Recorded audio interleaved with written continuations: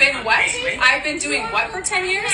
You've been writing on my income. I've been writing on your income for 10 years. Being a stay-at-home mother when you wanted me. I feel like there's a lot of stigmas when people post videos like this, but I really want to thank this creator because it has sparked so many big conversations that women are having amongst each other as to how to get out of situations like this. Stay-at-home mothers often don't get enough recognition and are usually overlooked within the relationship. Not only are they childcare providers, but more often than not, they are taking on other roles within the household as well in order for things to run smoothly. They are chefs, therapists, cleaners. They plan most events that the family does together. They are the ones that usually remember important medical information about children. They are first responders in emergencies when it comes to the family or their children.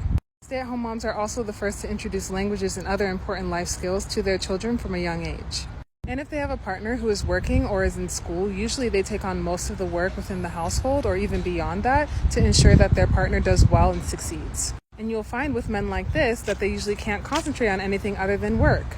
It's the reason why they can't help out within the household. And that responsibility solely falls on the stay-at-home parent. And what's amazing to me as stay-at-home moms is that usually most of the time you're doing this while bleeding, while having postpartum depression, while having other symptoms that come with having children or just being a woman in general.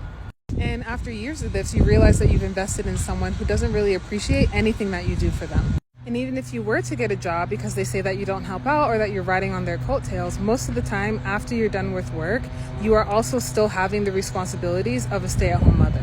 And all the while, most men benefit from being able to have wives and have families. Being able to have a wife and a family shows commitment and leadership. And more often than not, it's often praised within men to be able to have such roles. If you were going to bring any of your colleagues over to the house, she would ensure a really good meal and a clean home for you to be able to bring your colleagues to, because why? It makes you look better. And if she does have the courage to finally leave and now needs to start all over, there are so many stigmas placed upon her solely because she has children. She will be labeled as a single mother, whereas most men will just be labeled as single. And the truth is that most men who actually understand the role of family and understand their role as a provider will actually want to be able to provide for their wives and children. And if she did want to take up a job or to work or to pursue her passions, it's encouraged only because she wants to do it, not because she feels like she has to, or that she's riding on your coattails or sucking you dry if she does decide to stay home and nurture her children. And now there are platforms and spaces where women are finally able to say, hey, this is happening to me. People are able to stand in solidarity and they're not feeling alone anymore.